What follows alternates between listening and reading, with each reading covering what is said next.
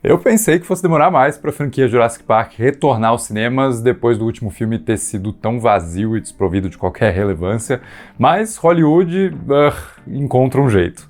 E logo mais a gente vai assistir a um novo Jurassic World, batizado com aquele subtítulo bem original, Recomeço.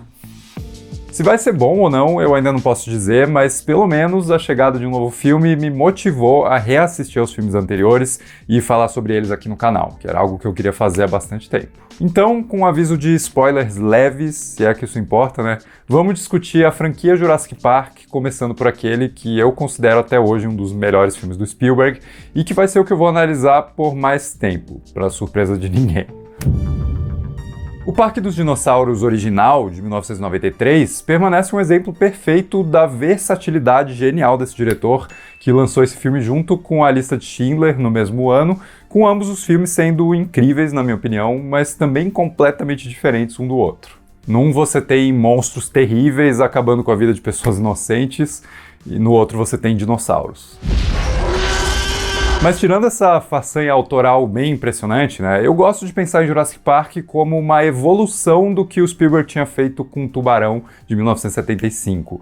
Em ambos os casos, ele pegou um livro que tinha camadas mais cinzentas de moralidade, com personagens menos virtuosos, e adaptou essas histórias de um jeito mais abrangente para o grande público, né, simplificando diversos elementos, mas mantendo a essência das obras. Tipo, Tubarão e Jurassic Park ainda levantam reflexões sobre o descaso das autoridades ou de empreendedores quando o objetivo final é o lucro ou mesmo a satisfação de um sonho egocêntrico, mas os filmes conseguem fazer isso preservando o senso de divertimento e envolvimento emocional direto que caracteriza o cinema blockbuster do Spielberg. E se eu digo que Jurassic Park é uma evolução do que foi feito em Tubarão, é justamente porque aquele filme de 1975 passou por vários problemas de produção e desconfiança na capacidade de um diretor tão jovem, e em Jurassic Park a gente vê um tipo de filme bem semelhante sendo feito com muito mais maturidade, com o Spielberg entregando um resultado final excepcional que não parece ter saído de um milagre cinematográfico, como foi o caso de Tubarão. Para mim, todas as escolhas criativas de Jurassic Park soam quase inevitáveis, de tão perfeitas que elas são. E um dos exemplos mais nítidos desse equilíbrio delicado que foi alcançado aqui está no jeito como o filme transita por diferentes tons de forma supernatural, praticamente sem esforço algum. Existe um suspense constante em Jurassic Park, que está sempre oscilando entre lados positivos e negativos, com um dos aspectos mais legais e contagiantes do filme sendo a forma como a narrativa incita a nossa curiosidade e entrega doses constantes de deslumbramento, né? Esse seria o suspense do bem. Mas daí, junto disso, vem as viradas súbitas para o desespero e para a violência, puxando esse tom para o lado do suspense assustador. Mas sem que o filme precise sacrificar os seus momentos de leveza, de empolgação, de reflexão filosófica ou conexão humana a partir de alguns arcos de personagem bastante simples, mas que funcionam bem demais.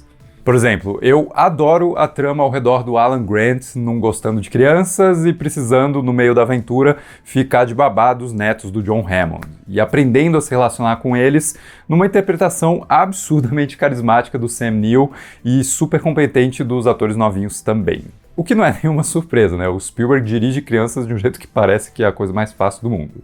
Mas quando o filme pula para outro núcleo, ele encontra personagens igualmente cativantes, com seus próprios detalhes interessantes, seja o Ian Malcolm, divertidíssimo do Jeff Goldblum, notando pilhas de merda, falando sozinho no carro, ou exibindo seu torso desnudo com a maior satisfação, mas também sendo capaz de contribuir com as discussões sérias dessa história, né? Sobre o homem brincando de Deus e a inevitabilidade da natureza em recuperar esse controle que a humanidade acha que tem. Sendo que essa temática não existe só a partir do Malcolm, mas ela também aparece na conversa de outros personagens também, como na cena da Ellie e o Hammond comendo sorvete e a Laura Dern jogando a real para esse velhinho simpático, mas ainda cego ao potencial destrutivo das suas ambições, né? Mesmo depois da violência que já tinha começado a explodir no parque. Aliás, a própria premissa do filme é muito bem estabelecida, né? O Hammond precisa provar para os acionistas que o parque é seguro e daí ele chama uma dupla de paleontólogos para passar um final de semana ali enquanto os acionistas mandam um advogado e um matemático excêntrico para garantir uma segunda opinião. E o filme vai trocando esses personagens de lado, né? Com o advogado inicialmente chato e burocrático, ficando maravilhado com a possibilidade de ganhar uma fortuna, e daí deixando para trás qualquer crítica que ele estava pronto para fazer sobre esse empreendimento. E os paleontólogos abandonando bem rápido o apelo emocional desse encontro com dinossauros e levantando as questões realmente importantes sobre a responsabilidade desse ato de recriação em si. Numa discussão que o Malcolm resume perfeitamente quando diz o seguinte, né? Você estava tão preocupado em saber se você podia fazer que não se perguntou se você devia fazer. E para quantas outras coisas na vida a gente não pode aplicar esse raciocínio, né? Com a inteligência artificial, talvez sendo a mais recente, mas não a única. A lista é bem longa. What you call discovery, I call the rape of the natural world. Mas enquanto o filme desenvolve esse problema ético e filosófico do parque, o roteiro já vai plantando as sementes muito mais diretamente relacionadas à sua própria destruição, com o personagem do Nedry sendo um sabotador e ladrão industrial que age assim por ser um funcionário tão mal pago. É até irônico, né, o quanto John Hammond passa o filme inteiro dizendo que não mediu custos para cada uma das áreas do parque. Spared no expense. Spared no expense. Spared no expense. Mas quando se trata de remunerar bem o cara que cuida dos sistemas de segurança, ele acaba sendo mão de vaca. Não que o Nedry tivesse escrúpulos, né? Ele também lava as mãos e ignora o potencial catastrófico das suas ações, sendo inclusive punido depois, mas o filme faz questão de salientar o quanto o Hammond tem culpa também, né? Querendo economizar justamente numa função tão crucial do parque. Aliás, eu adoro quando o Nedry morre e o último plano daquela cena mostra a latinha de creme de barbear que tem os embriões dos dinossauros sendo soterrada pela lama, num paralelo bem interessante com o âmbar do mosquito que continha o DNA pré-histórico deles, como se, independente da tecnologia, a natureza ainda estivesse tentando esconder a chave para a genética dessas criaturas debaixo dos seus sedimentos. Mas enfim, essa sabotagem industrial resulta nos acontecimentos violentos do filme que, para o nosso deleite, rendem alguns dos momentos mais bem dirigidos da carreira do Spielberg.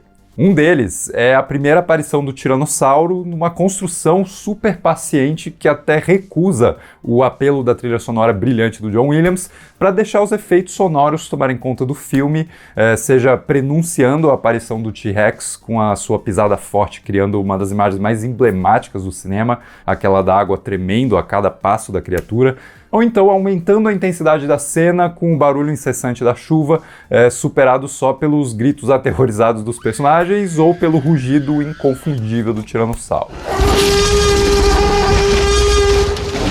Mas o filme também sabe transitar desse terror mais grandioso e destruidor do T-Rex para um medo mais arrepiante e sorrateiro quando a trama termina no confronto com os Velociraptors, que surgem como o cumprimento sinistro de uma expectativa criada lá no começo, naquela cena deles almoçando a coitada da vaquinha. E que, de novo, lembra muito o suspense de Tubarão, né? Onde o medo surge bem mais daquilo que a gente não vê, mas que é sugerido e depois o filme comprova a validade desse medo, com os Velociraptors surgindo implacáveis e inteligentes, caçando os personagens num clímax que amarra a coisa toda do jeito mais emocionante possível. E com uma rima visual bem bacana no final, né? Quando o Hammond olha para sua ilha pela última vez antes de entrar no helicóptero, e o plano é praticamente idêntico ao jeito como ele admira esse lugar quando eles chegam ali no começo da história. Mas agora esse olhar é muito diferente, né? Contaminado pelo peso da culpa e o desmoronamento do seu sonho de antes. No livro, o Hammond é representado de um jeito bem mais ganancioso e inescrupuloso, mas eu gosto muito que o Spielberg tenha feito dele um personagem mais empático, né? O que torna sua queda inevitável ainda mais forte emocionalmente, sem diminuir o impacto das reflexões ao redor das ações erradas desse personagem. Em resumo, Jurassic Park, para mim, é um filme impecável. E uma prova enorme de que ninguém faz essa mistura de aventura, suspense, terror e carisma de personagens como Steven Spielberg. E eu nem falei dos efeitos revolucionários, perfeitamente mesclados aos animatrônicos do Stan Winston, convincentes até hoje, né? Mas eu acho que deu para entender. É uma obra-prima do cinema que nunca vai ser superada pelas suas continuações, mesmo aquelas que ainda nem existem, mas que vão existir. Mas, continuando, aqui vai uma opinião possivelmente polêmica, eu adoro O Mundo Perdido, a primeira sequência de Jurassic Park ainda dirigida pelo Spielberg. Um dos maiores problemas que muita gente aponta, né, é que o Ian Malcolm nem parece aquele Ian Malcolm divertido do filme anterior, o que faz sentido, já que ele passou por uma experiência bem traumática e é coerente que ele surja muito mais tenso nessa segunda história. Mas eu entendo que rola um problema recorrente de quando ótimos personagens coadjuvantes precisam ser protagonistas e com isso eles perdem um pouco do seu apelo, né? Aconteceu com Jack Sparrow alguns anos depois, ou mesmo com Han Solo, quando tentaram fazer um filme dele. E esse é um argumento que eu aceito, numa boa. Mas dito isso, eu continuo gostando do que é feito com o Ian Malcolm no Mundo Perdido, né? Já que o Jeff Goldblum tem a chance de adicionar um pessimismo menos engraçadinho a essa versão do personagem. Ele não tá reagindo sarcasticamente ao que pode acontecer hipoteticamente com ele nessa situação de perigo, mas sim respondendo ao que já aconteceu no filme anterior e que ele tem certeza que vai rolar de novo. E mesmo que ele seja mais sério, né, o filme nunca perde a chance de colocar o cara pra dizer frases de efeito autoconscientes quando alguma coisa impactante está prestes a acontecer. Hang on, this is gonna be bad. We should have stayed in the damn car. Ok, isso pode ser considerado cafona, mas eu acho super divertido. Mas beleza, tirando isso da frente, eu adoro o quanto o Mundo Perdido me parece uma sequência bem natural dos eventos do filme anterior, ao invés de tentar replicar o mesmo tipo de filme de novo. E eu sei, todos esses filmes são bem parecidos, mas a estrutura narrativa, dessa vez, é bem diferente, né? Homenageando bastante o filme clássico do King Kong, com uma jornada até uma ilha selvagem e misteriosa, onde os personagens enfrentam vários perigos enquanto atravessam um território hostil, e que depois termina num cenário urbano com essa ameaça selvagem ameaçando lugares muito mais domésticos e teoricamente seguros. E nesse quesito, eu adoro o poder imagético que surge na figura do tiranossauro andando livremente por subúrbios americanos tranquilinhos. Mas durante o trecho da ilha, o roteiro cria uma dinâmica bem interessante entre dois grupos muito diferentes, né? E que são igualmente afetados por conflitos internos. Por exemplo, o grupo do Malcolm é bem mais preocupado com a preservação desse ambiente, mas ainda assim se divide entre a vontade da Sarah e do Nick de explorar essa ilha e interagir com os dinossauros, e a vontade do Malcolm de simplesmente cair fora dali. E no grupo do Ludlow, o sobrinho ganancioso do Hammond, você tem um número enorme de saqueadores desse mundo perdido, mas que também se dividem entre os interesses corporativos da InGen e desejos bem mais particulares, como a vontade do Roland de caçar um tiranossauro. E daí, quando o roteiro junta eventualmente todos esses personagens, a gente tem esse grupo heterogêneo e numeroso que serve para entregar um número bem maior e criativo de mortes por dinossauros, algo que nunca é ruim, na minha humilde opinião, mas também para usar esse atrito entre os personagens para continuar as discussões interessantes do filme anterior. E tudo bem, eu concordo que o Mundo Perdido abandona muito da reflexão filosófica bem desenvolvida do primeiro Jurassic Park em prol do simples espetáculo, mas isso não significa que o filme deixe de lado por completo a sua temática. Ela está presente sim, pelo menos o suficiente para mim. Um dos bons exemplos é a dinâmica entre o Nick, o ativista ambientalista, e o Roland, o caçador, com essa troca entre eles rendendo uma das frases mais pertinentes do filme. The animal exists on the planet for the first time in tens of millions of years, and the only way you can express yourself is to kill it. E daí ele inclusive chama o Roland de Ahab, uma ótima referência ao capitão ensandecido de Moby Dick. Mas, por outro lado, as ações do Nick também acabam tendo consequências negativas, né? Como o fato de ele sumir com as balas da arma do Roland, o que força o caçador a abater o tiranossauro com um tranquilizante, e isso, por sua vez, garante que a InGen consiga levar esse bicho perigoso para San Diego, onde ele vai comer vários cidadãos inocentes, incluindo o David Koepp, o roteirista do filme. Ou seja, no intuito de fazer o bem, segundo a sua visão, o Nick provoca uma sequência de eventos que culmina na morte de pessoas que não tinham nada a ver com isso. Assim como o Ed, que morre porque eles resolveram tentar curar a perna de um filhote de T-Rex na cena mais incrível e que permanece uma aula de tensão do mestre Spielberg e da sua equipe inteira. Porque esse animatrônico do filme é sensacional, né? Assim como o design de som dos seus lamentos ecoando pela noite e chamando o seu papai e a sua mamãe para o jantar.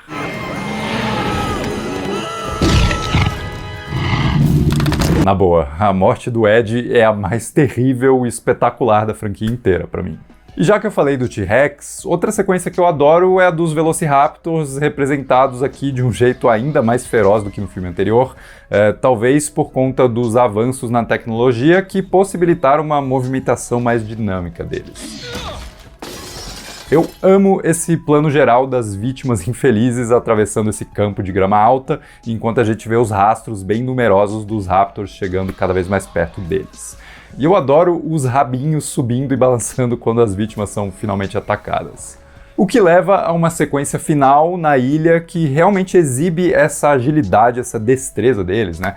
Saltando e encurralando os personagens em cada pedaço do cenário, algo que o Spielberg sempre faz muito bem, criando sequências que vão deslocando os personagens ao longo desses espaços para criar uma tensão que está sempre se renovando, né? Mudando de lugar e oscilando entre a segurança relativa e o perigo iminente dos protagonistas. E eu sei que a ceninha da Kelly usando ginástica olímpica para derrotar um Velociraptor é tosca, mas dane-se, ela nem atrapalha a efetividade dessa sequência como um todo, na minha opinião. Enfim, falei bastante de novo, né? Mas é porque esses dois são os meus filmes favoritos da franquia e daí, a partir de agora, eu posso continuar discutindo a queda de qualidade cada vez maior. Embora, sendo sincero, coisa que eu sempre sou aqui, mas Jurassic Park 3 nem é tão ruim assim. Eu acho que um dos maiores acertos do filme é o jeito como ele lida com o personagem do Alan Grant, que o Sam Neill continua vivendo com o mesmo carisma de sempre. Mas olha que interessante, né? A gente reencontra ele e descobre que ele tá sozinho, mesmo mantendo uma amizade bonita com a Ellie, só que ela se casou com outro cara e não com o Alan. Hoje em dia, esse personagem seria retratado de um jeito miserável, como se ele tivesse desistido da vida e precisasse ser resgatado desse estado de letargia emocional, recuperando o gosto pela aventura ou algum propósito de vida, né? Eu tô olhando pra vocês, Han Solo e Indiana Jones da Disney. Mas em Jurassic Park 3, esse estado solitário do Alan não diminuiu em nada a sua paixão pelo que ele faz, né? O seu apetite pela ciência ou mesmo o seu mau humor espirituoso. Ele não é um homem quebrado porque ele perdeu um relacionamento. Ele só seguiu em frente, carregando sim um toquezinho de melancolia, mas sem que isso o impeça de continuar vivendo. Então eu acho que o protagonismo do Alan funciona bem demais aqui no terceiro filme. E ele é tão forte que ele até compensa o fato de os outros personagens caírem num lugar mais comum, né? Mais estereotipado. Assim, não existe nada de especial na trama ao redor do Billy, um paleontólogo jovem que arrisca roubar ovos de raptors para ganhar dinheiro e financiar mais escavações. Ou então nos Kirbys, um casal de pais separados que conseguem levar todo mundo para a Ilha dos Dinossauros para que eles encontrem o seu filho desaparecido. Embora a Amanda Kirby, interpretada pela Téa Leoni, realmente me irrite com a sua gritaria constante, né? E olha que eu sou um defensor da Willy no Indiana Jones e o Templo da Perdição. Aqueles gritos, para mim, são como solos de guitarra num filme que é tipo um rock pesadão. Mas aqui em Jurassic Park 3, esses gritos são só irritantes mesmo. Eu tinha até uma birra pessoal com esse filme, já que ele foi lançado bem na época em que os meus pais estavam quase se separando, o que aconteceria alguns anos depois, e daí quando eu assistia esse casal reatando o relacionamento, eu ficava bem irritado, né? Tipo, na vida real eles nunca teriam voltado, eles teriam se separado mesmo, assim como foi na minha vida. Hello, darkness, my... Tô brincando, né? Pai e mãe, eu tô super feliz por vocês há, sei lá, 22 anos. Já que eu tô nos problemas, eu acho que no geral o filme acaba sendo meio básico demais, né? Ele é uma sequência constante de perigos variados, mas ele nunca tenta mergulhar em alguma ideia mais elaborada.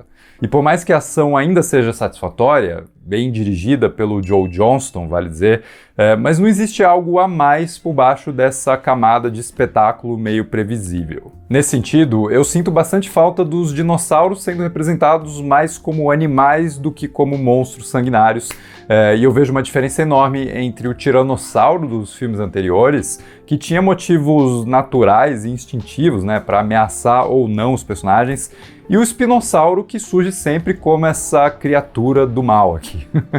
Por mais legal que seja ver esse tipo diferente de dinossauro em ação, ele me parece menos um ser vivo habitando esse espaço e mais só um monstro sempre faminto mesmo, né? O que poderia ser um atrativo mais legal caso o filme tivesse mais personagens para matar, né?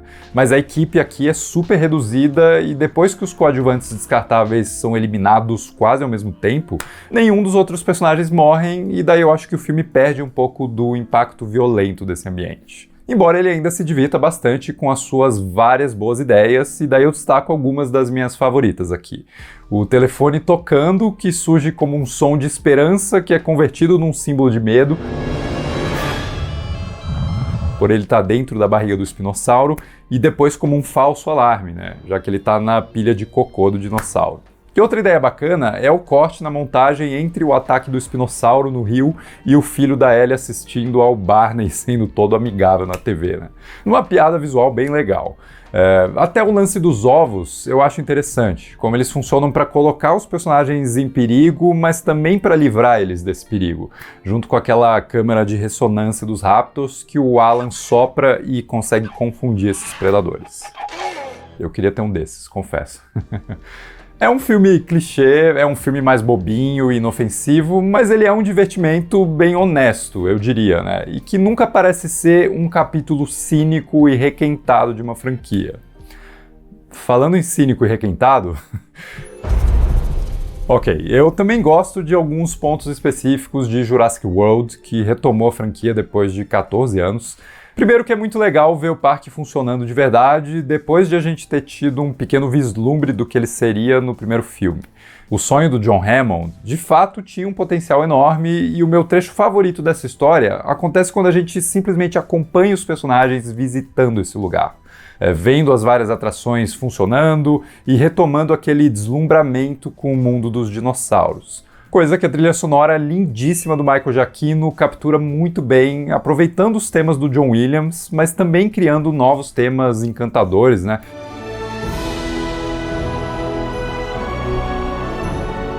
Que trazem esse sentimento de êxtase, mas com uma nota de melancolia também, já que a gente sabe que é questão de tempo até tudo começar a dar errado de novo. Eu até gosto do casal protagonista, mesmo que eles sejam construídos com todas as características manjadas do cinema blockbuster dos anos 2010 em frente.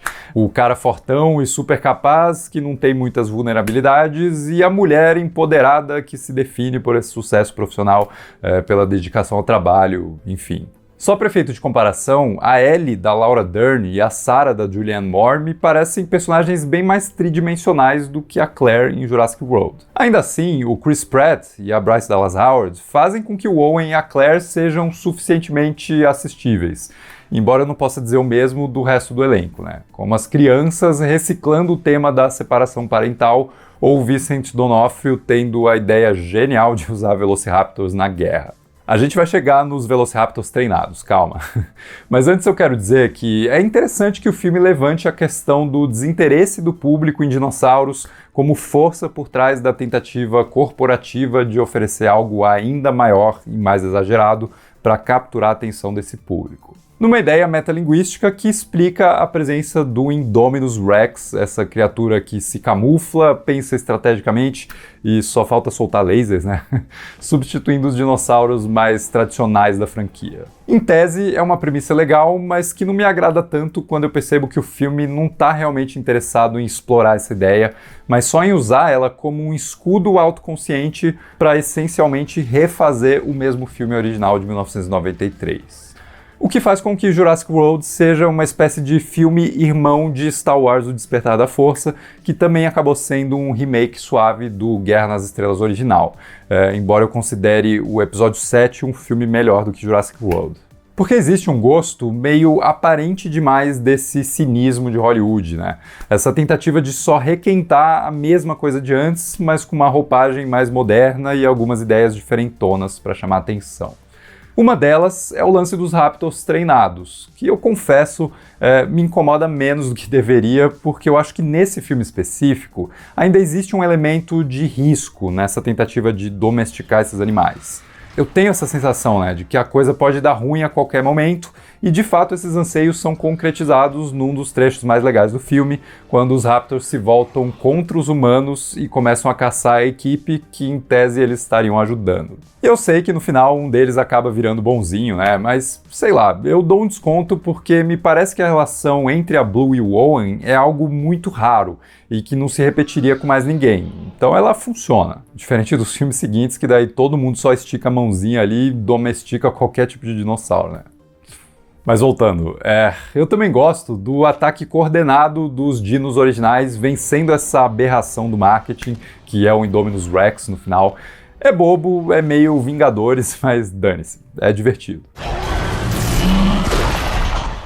Só que daí a franquia continua e agora eu não vou ser mais tão otimista ou mesmo detalhista daqui pra frente, né?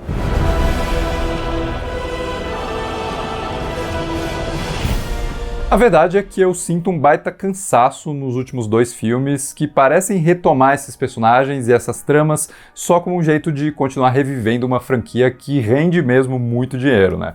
Mas sem qualquer ideia mais valiosa a explorar. Jurassic World, O Reino Ameaçado, até tem uma direção competente do J.A. Bayona, né, que é um bom diretor e traz um mínimo de inventividade nas sequências de ação e tensão. O início, por exemplo, é bem impactante, né, devolvendo um senso de hostilidade desse ambiente que foi recuperado pelos dinossauros. E o trecho na mansão também traz momentos instigantes, aproveitando um cenário diferente do que a gente já tinha visto antes nesses filmes.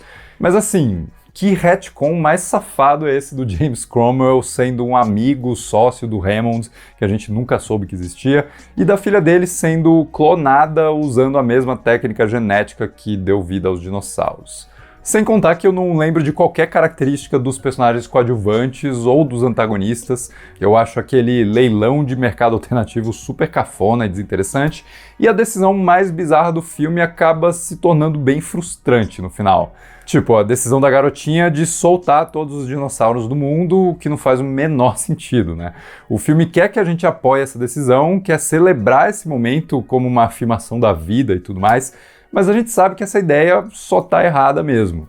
Mas ela, pelo menos, tinha criado uma possibilidade revigorante para o filme seguinte, que poderia contar sua história num planeta drasticamente mudado pela presença livre dos dinossauros, consolidando finalmente o título desses filmes e criando dinâmicas mais criativas de tensão e suspense. Tipo, a gente sairia de um parque dos dinossauros e viraria finalmente, né, o mundo dos dinossauros. Só que Jurassic World Domínio desperdiça por completo essa oportunidade e faz o filme mais vazio, mais previsível e mais inofensivo possível. Jurassic World Domínio, 6º filme da franquia. No meu vídeo sobre o filme, eu até me deixei levar pela nostalgia da reunião do elenco, curtindo a sua química ainda existente e a sua combinação com os personagens novos. Mas mesmo isso perde o gosto quando o roteiro não encontra nada realmente emocionante para fazer com eles. Quando não existe o mínimo de medo pelos seus destinos ou de tensão nos encontros com os dinossauros. Essa trama, que devia ser dominada por esses animais, né, vira só mais uma trama genérica de espionagem industrial, com gafanhotos mutantes sendo mais ameaçadores para a história do que os dinossauros, e com um vilão retomado lá do primeiro filme que ninguém lembrava que existia. Dodgson!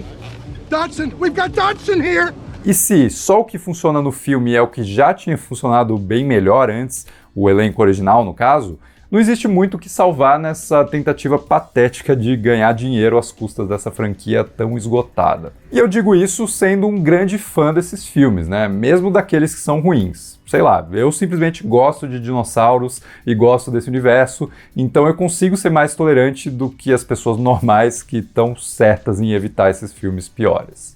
Mas realmente, né, fazer um ranking da franquia Jurassic Park é a coisa mais fácil do mundo, porque ele simplesmente acaba seguindo do melhor ao pior a ordem de lançamento mesmo.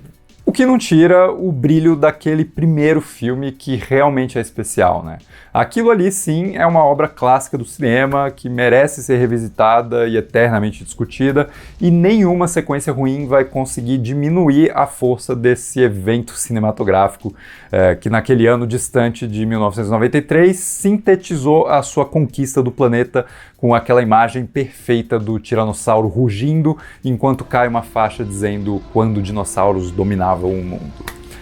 E naquela época, isso era mesmo verdade. Mas diz aí o que você acha de Jurassic Park, qual é o seu filme favorito, qual é o que você mais detesta, vamos continuar a discussão aqui nos comentários. E se gostou do vídeo, não esquece de deixar um like, se inscrever no canal, apertar o botão de hype aqui embaixo e a gente se vê no próximo vídeo.